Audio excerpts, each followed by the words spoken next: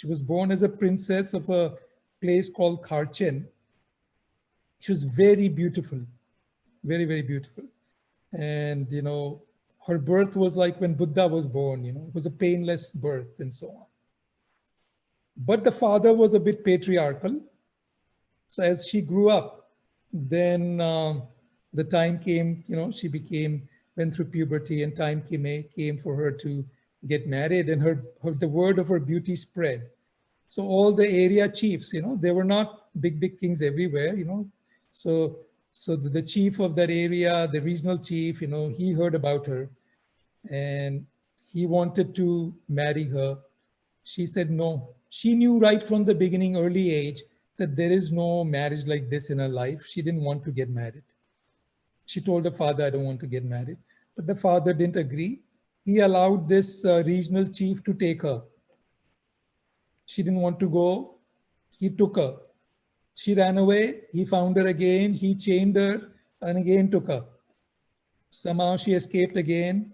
And then eventually, because her beauty was so amazing and everybody had heard about her, she eventually was married to the emperor Trisong Detsen. He was the emperor of Tibet. So she got married to him. Even him, she didn't really want to marry, but she agreed because she made some conditions, and Trisong Detsen was a very spiritual emperor. He agreed. So she married him. But that was not her path. Her path is very non-linear. Lots of connections like this, lots of, she really in that life explored wisdom. She was really asking questions. What's the meaning of life? What she wants to do? Does she want to meditate? She's now married to an emperor, but still she is leading a life of meditation. Then because Trisong Detsen, he was very spiritual person himself, he invited Guru Padmasambhava from India. His name had already spread, and he invited. Before this invitation, of course, I'll just speak for maybe 3-4 minutes about Guru Padmasambhava, what happened with him. So Guru Padmasambhava, or they call him Rinpoche Padmasambhava, he was found as an already born child, as they say, in a big lotus flower in a lake. That's what the story says. So there is no mention of his parents. He just came from the universe. He was just found as this amazing child. And he would practice meditation and so on. And he had a following that started happening with him. And then there was a princess Mandarva. Mandarva was a beautiful princess of born to a king. And she also was only interested in meditation and spiritual growth. That was her main interest. So she would refuse all marriage offers and her father would keep getting upset. But he saw that she had some amazing spiritual qualities. So he let her do her meditations. They created a little kind of a monastery right next to the palace. And where first 300 women came and then another 500 women came. So she was already leading like a nunnery of 800 women already before she even met Guru Padmasambhava. Finally, Guru Padmasambhava and she meet after she's already ordained 800 women into Buddhism, and Guru Padmasambhava also has his following. So these two meet. When they meet, something happens. They found each other. It was like, almost like, soulmates, So they were on each other's spiritual paths. So the father finds out. Father is kind of very upset. My daughter told me she doesn't want to get married. She created all this nunnery and all of this. I did everything she asked for. And now there is something going on between these two. Padmasambhava and,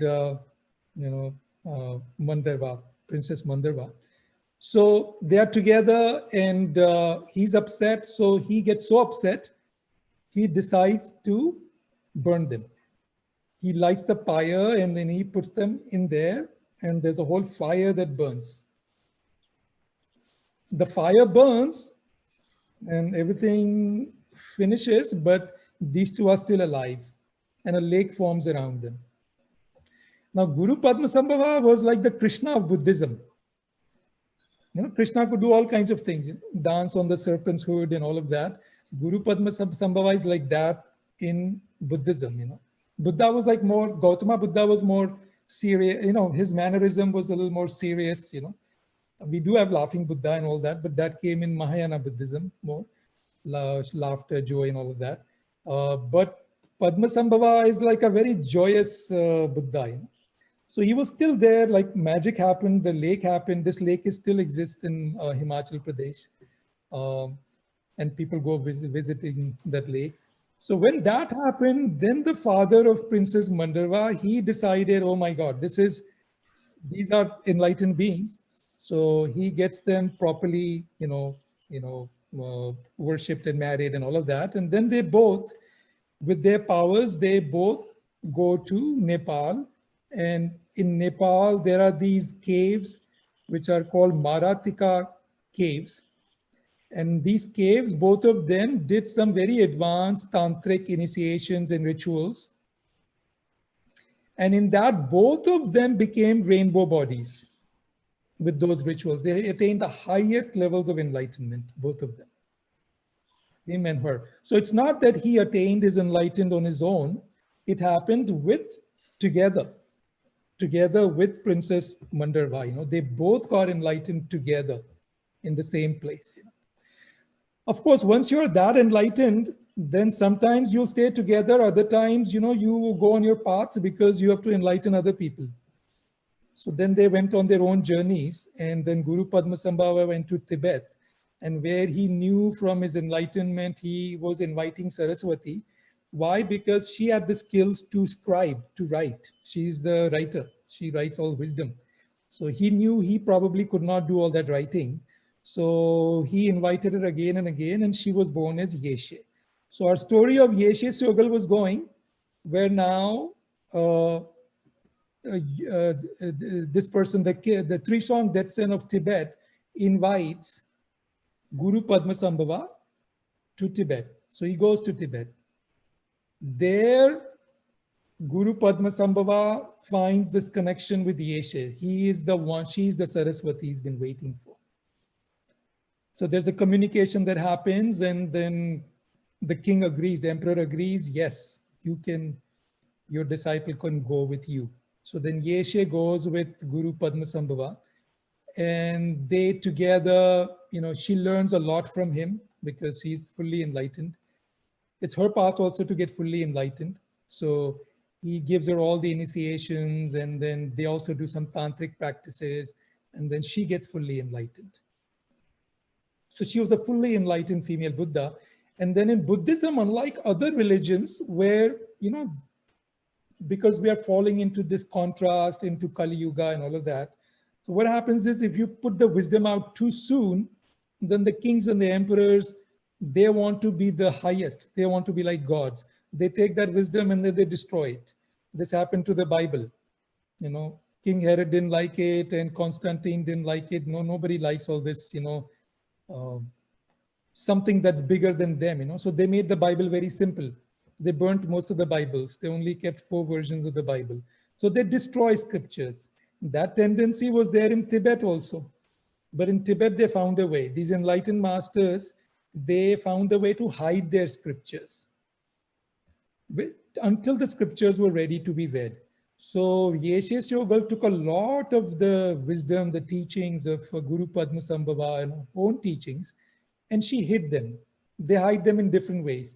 They hide them in, it could be hidden like a scripture, but generally it is hidden like a thought form that will be put in some stone, which is placed underneath a lake or something like that. And when the right enlightened being will come upon that, they will just get the knowledge, they will get the revelation. So these people who get the revelations, they are called the treasurer. They get the what is the name? Treasury revealers or treasure revealers, they're called. So these treasure revealers, they are born. They're called tertons actually in English, Tertons. So these tertons, they get awakened, and then they find the right objects where the knowledge is hidden.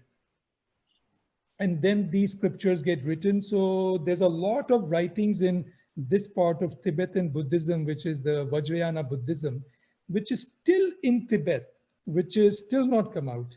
One of the reasons goddesses said China went into Tibet is because they were very happy in Tibet with their knowledge.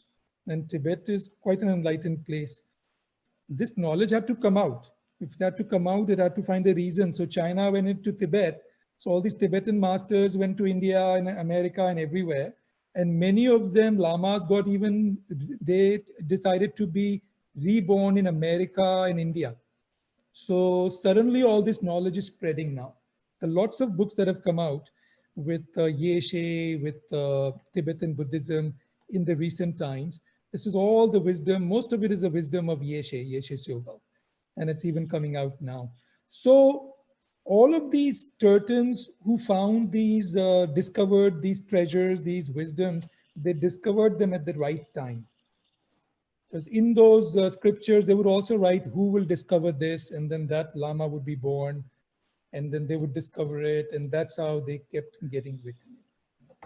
So why I mention all of this is this because Saraswati ji has been with Vedanta, she's been with Mahayana Buddhism, and she's also been with Vajrayana Buddhism. Now, Vedanta is, we all know what it is, and we know a lot about it. Mahayana Buddhism basically added emptiness and love and compassion, emptiness and compassion in a much bigger way to Theravada Buddhism.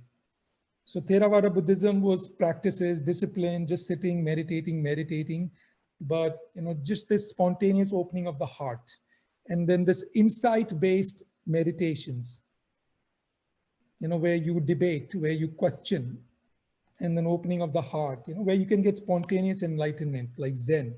All that happened in Mahayana Buddhism. So that is where Saraswati ji's role was with Manjushri. And Manjushri of Avalokiteshvara were, the two great Buddhas there. And then Vajrayana Buddhism, which is a Tantric Buddhism, where not only your heart opens, but you integrate all 7 chakras. So you see, Tantra is very misunderstood. Tantra is not between 2 people. 99% of the Tantra happens within. Within meaning all your lower chakras and higher chakras, they all get aligned. So the ecstasy starts happening within. One doesn't need a partner for Tantra. But Tantric initiations can offer an enlightenment. If you are completely enlightened master, then your union with another person can enlighten them fully. That can happen.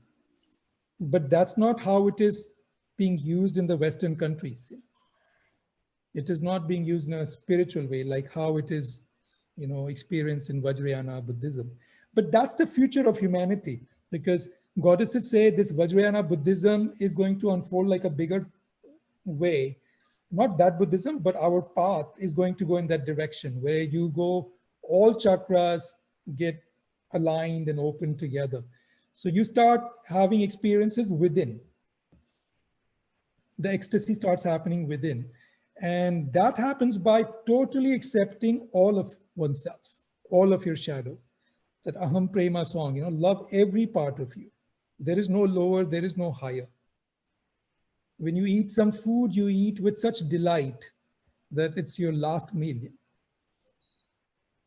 Anything you engage in, when you love somebody, you love them 100%.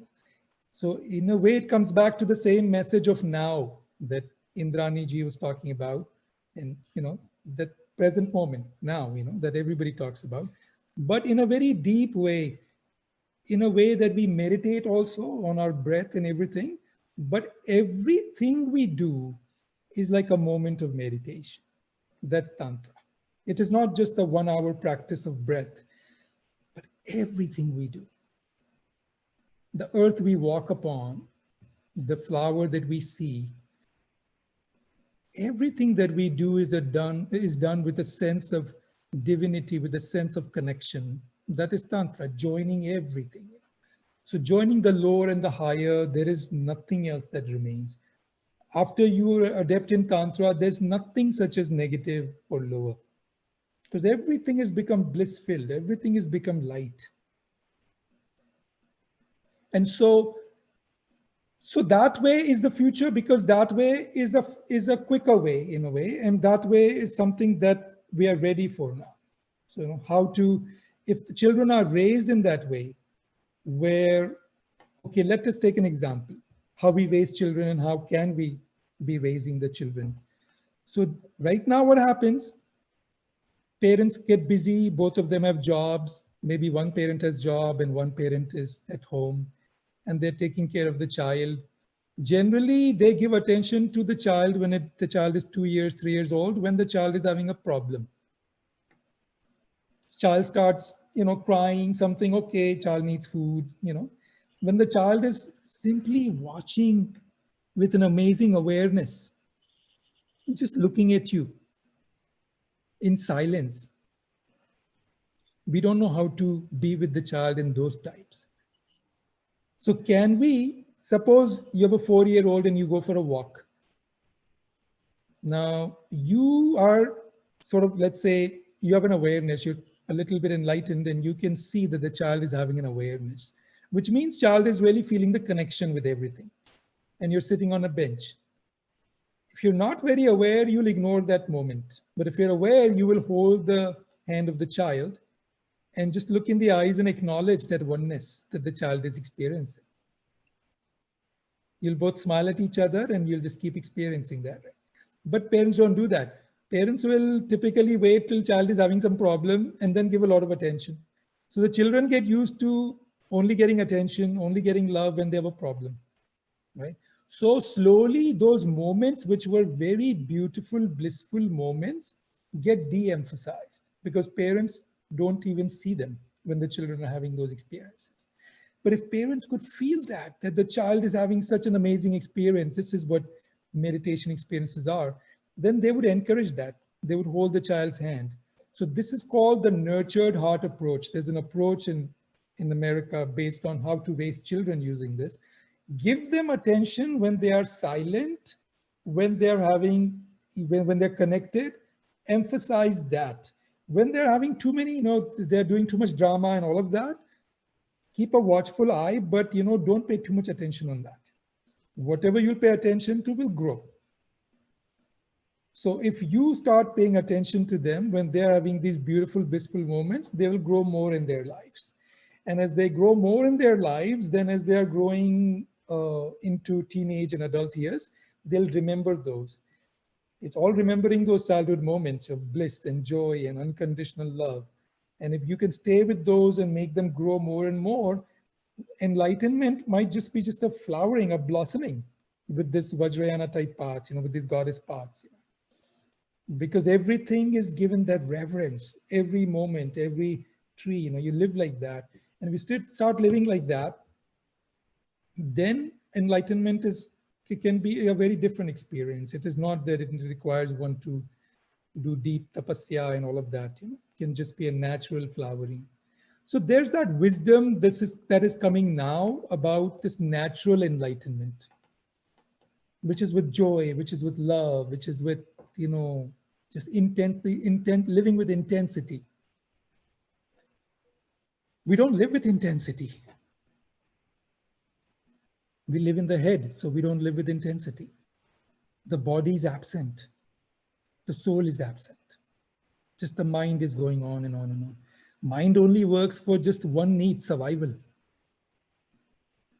You want to survive, you want to have a house and buy food and all of that. Yeah, mind is good for that. But beyond that, mind has no role. Mind doesn't have a role in connecting with the trees, with connecting with the stars, with connecting with the earth, with connecting with human beings. Mind has very little role, no role in that. It's the body that connects and the soul that connects. So mind is lower on this path. In Path of Joy, mind is the most dense. Body is less dense. Body can get you much closer to enlightenment than mind. That is why we do breathing and we watch the breath and we feel our senses, because body is connected to the soul in a much much more intimate. Then soul, and then higher self. Mind is the most dense. It is needed. It is needed for, doing some computer work, typing, writing, for survival needs. Our, our institutions are set up in such a way right now that we need a lot of mind. Suppose everybody lived with truth, which business discipline would disappear? Everybody spoke truth, let's say. So you have, finance, accounting, marketing. What would be the first one to just go? If everybody lived with truth, there would be no accounting, there'd be no auditing, right? So a lot of our fields of knowledge exist because we live in the head, we live in the mind, we live with fears, we live with lies, we're living with the wrong energies, right? If we lived with the right energies, with love, with truth, with joy, a lot of this would just disappear. Knowledge would change, because knowledge is not wisdom. Knowledge is just accumulation of certain type of information, certain types of information that you need, but that information and knowledge could be based on your ego needs or security needs. So basically the big message is that the wisdom that we're getting today is of a lot of enlightenment that may happen on earth. And we have to keep our vision not limited. And the reason I brought up some of the advanced paths is because these paths will also come on earth as goddesses reveal more information.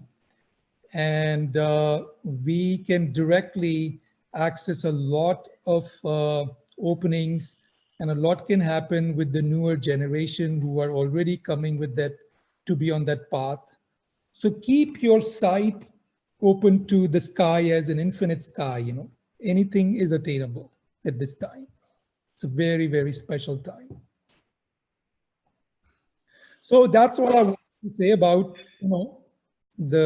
the wisdom of Saraswati and all of that. Maybe we can open it up to some questions. Anybody has?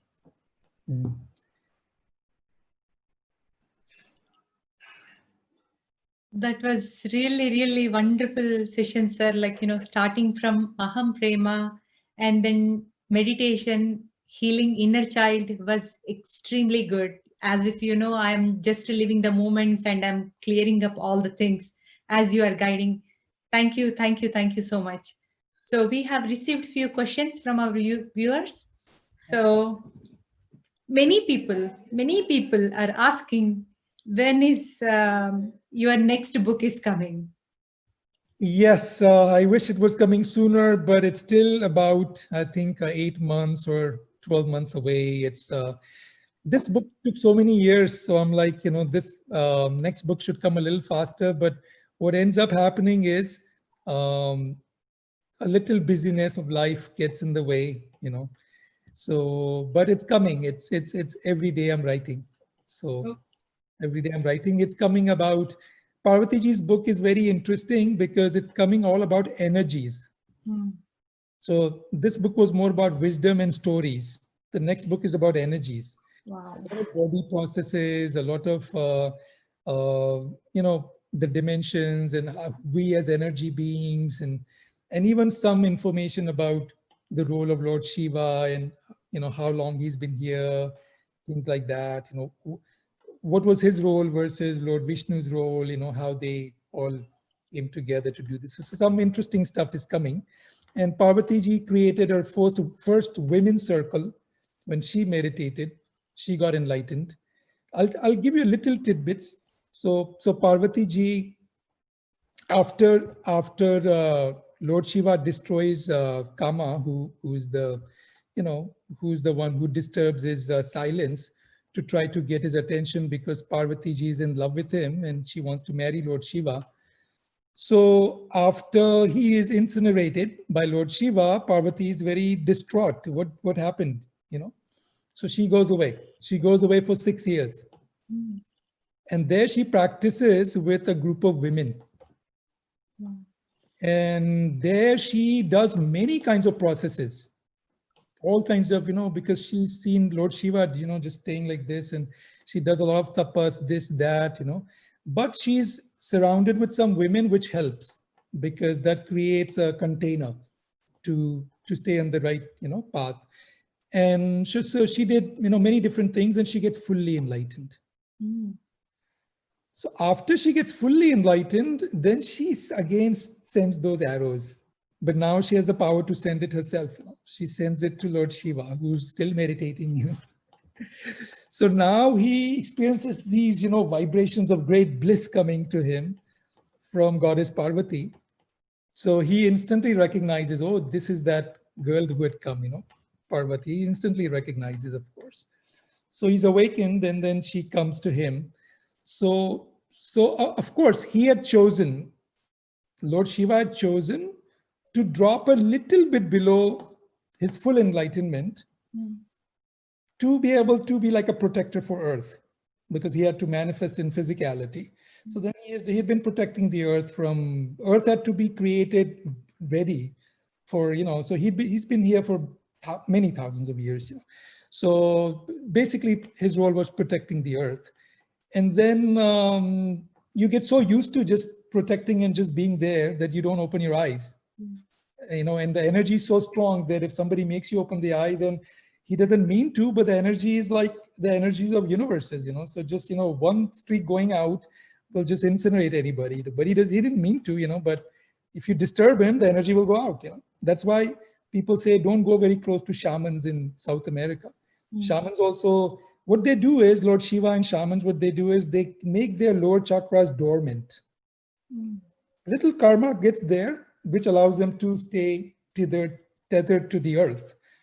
If you didn't have any karma, complete zero, then you will not have a physical body, But you need a physical body, because only then you can connect the heavens and earth and protect the earth, let's say. So because he needed to be here, he was in that state.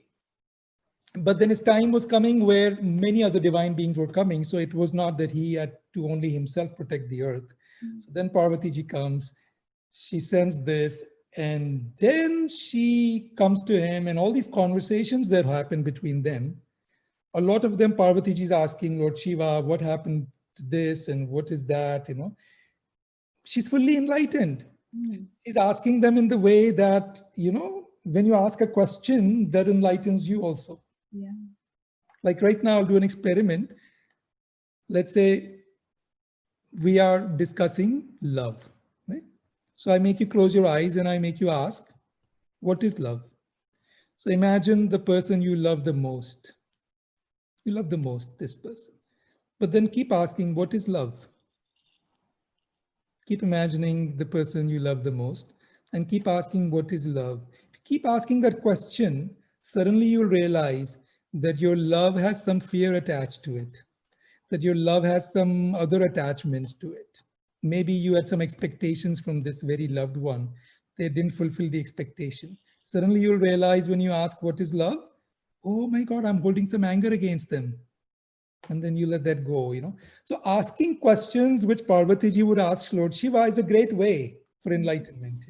But it was not that she was learning from him. She was fully enlightened. So I'll just give you that much.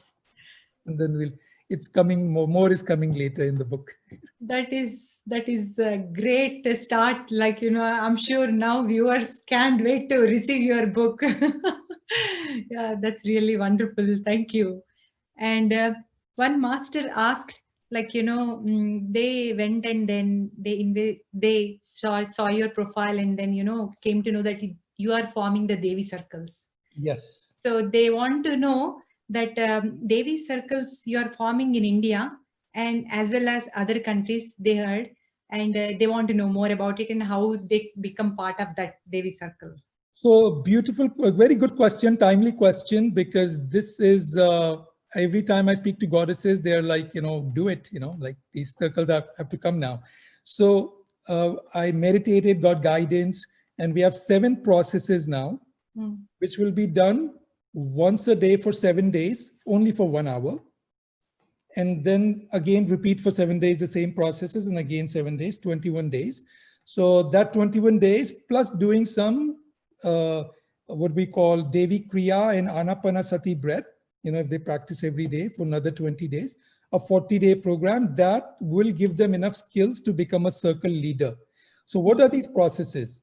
So first is Devi flow, like spiritual type of dance, So we are actually, that is the only process where we're still designing the complete process. Like, how trees sway and how ocean waves are, a dance that lifts your spirit up, So it's a spiritual music, like flute and the different kinds of, So that's Devi flow. So it'll be led by 1 hour by a teacher, let's say on a Sunday. Then Devi yoga, which is a root chakra centered yoga, which, a lot of issues are in the root chakra and the earth issues and stability and all of that. So that becomes like the foundation. So that's the Devi yoga. Then there is Devi Kriya, which is a structured breath process. Only thing different in this with Anapanasati is that some people who are too much in the head and they will never do something which is just watching the breath because they're so in the head. You tell them to do something, you just do it like count like this, 1, 2, 3, 4, do this, they will do that. And it's a rhythmic breath. So what that does is it gets you out of your head in 20 minutes, completely out of your head. And suddenly they experience this amazing awareness. So this is Devi Kriya guided by Parvati ji, that 20 minutes it gets you out of, it's a structured rhythmic breath of all the chakras, So then there is Devi Heart, which I will lead, which was like the question I asked you, what is love? We're going to take you through an inquiry of your heart. And so that you can dissolve your emotions. Everybody says, I feel love, I have joy, I have compassion. Really? Do you? Let's explore it. Like what does it feel like to have patience? Really, is that patience? Or do you have some impatience hidden in that patience? So we'll explore all the soul feelings and clean the heart, basically. So that's Devi Heart. Then there is another process, Devi Devotion, which is Ananda Devi. She will lead this process. And I forgot to tell you, Devi Kriya will be led by Veeni Mansata. She is helping me launch these Devi circles. She and I talk every day. She's like a senior teacher, Veeni. She might be here also. So she actually is already doing this Devi Kriya already there. And, she's kind of like one of the pillars of this program. And then, so Devi Devotion will be done by Ananda Devi, who is, you might have heard the song Devi Prayer. So there's a process looking in Devi's eyes and becoming one with the Devi. So that's called Devi Devotion. Then Devi Healing, I wanted to inform you also. I want to later on introduce at some point this path called the Infinity Healing Path. I've worked with them for last 13 years. My whole family has worked with them. The woman who's the founder, her name is Gabriali, and she is joining Path of Joy. She already has 100 teachers trained under her. She channels Kuan Yin, and a book of Kuan Yin is coming out soon, in another month. And this is by Kuan Yin Devi, and it's profound healing. Like these teachers, I shouldn't say this on publicly, but they're healing everything. Even if you've got whatever, go to your doctor and go to your hospital if you have to. But they're healing even COVID and all kinds of things. And I'm seeing these cases, they're just channeling energies. And so this energy healing path, which is a step above Reiki, which is just kind of using, in a very beautiful way they do it. It's called infinity healing. So that will be Devi healing. And then there is Devi breath, which is Anapanasati. These 7 processes, if they learn for 3 weeks, then the 20 days they do Anapanasati and Devi Kriya. Then after 40 days, they become circle leader. Once they become a circle leader, then they can go into their neighborhood after the lockdown, invite, these are feminine circles, so men are allowed too, but they explore the, in a more feminine way, the divine feminine consciousness, because that's divine masculine also they will explore, but the focus is more on feminine because that's lacking right now. We have a lot of divine masculine, there's a lot of meditation and all that, but there's no, there's not so much consciousness of the divine feminine, which goddesses want. So then they can have full moon, new moon gatherings. Like instead of, we want women not to go to kitty parties and do these kind of Devi circles, where they can talk about emotions, They can dance together. They can, do all kinds of things that do emotional bonding, spiritual bonding. Then they take that love back to their families.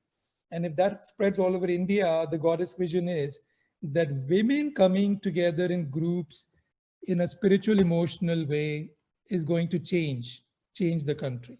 So women have to lead the way. There will be men also in this, but the feminine, the women will be, more deeply present.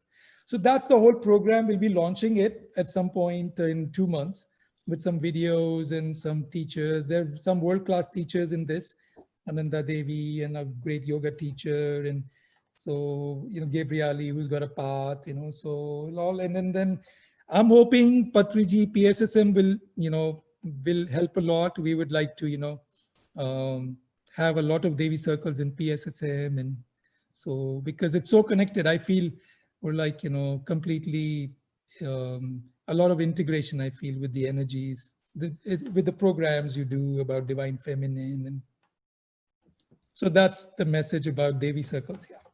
Thank you so much. That is like, very great information. I'm sure everybody must have noticed everything, like, what we have to go and where to look. Thank you so much, sir. And I am going to open, sir, I want to ask sir, his comments, and then. Yes. Sir, please. Namaskaram. Yes, sir. The whole world, the whole humanity is going through a quantum change from domination of the masculine to equality of the masculine with the feminine. The earth has seen rotten times because of the masculine ego. Now, the women were treated very, very badly in every generation. The woman was almost a servant to the man, only a sex object. So that has degraded humanity. Now, with the end of Kali Yuga and the entry of Dwapara Yuga, and the whole thing is changing. We are in tumultuous times. And every master is required. Every flower is required. Every flavor is required. Every master is required. Every type of work is required. No flower is inferior to any other flower. No flower is superior to any other flower. Every flower has got its own function, its own beauty, uniqueness. We want a rose, we want a lotus, we want a jasmine. So many flowers are there. Similarly, so many masters are there. So many viewpoints are there. So many different practices are there. And every practice helps every other practice. Every flower you taste, you smell, you want to taste other flowers.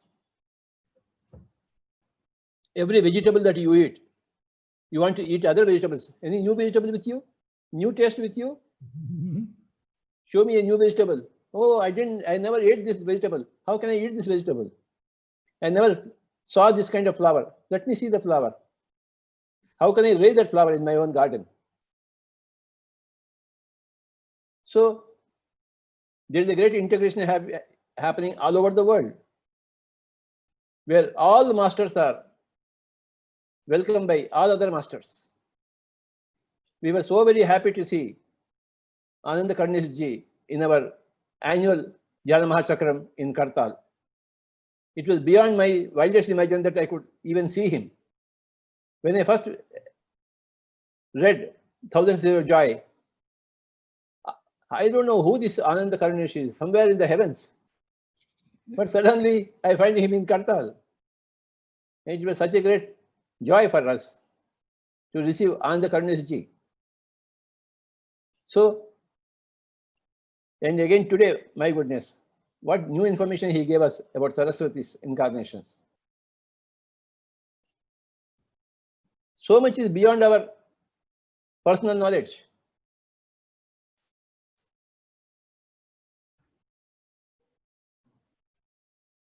Swamiji, thank you very much. We are all with you. Everybody is with you. The whole world is with you. The whole planet Earth is with you. And with your great work. Please lead us all the way. Namaskar, sir. Patriji, your blessings are so amazing, and your help and cooperation and love that I've felt. And I've learned so much from you, that seva with humility, I really enjoyed, with serving food with you when I came to Kartal. I mean, I still remember you would spend 1 hour before every meal serving people every day, which is so beautiful, the seva, and that seva, that love is what the world needs, that we can learn from Patriji. So thank you again for this wonderful invitation, and I loved being here. And yeah, blessings of the goddesses to everybody, and we shall meet again soon. Thank you. Thank you so much, sir. Thank you.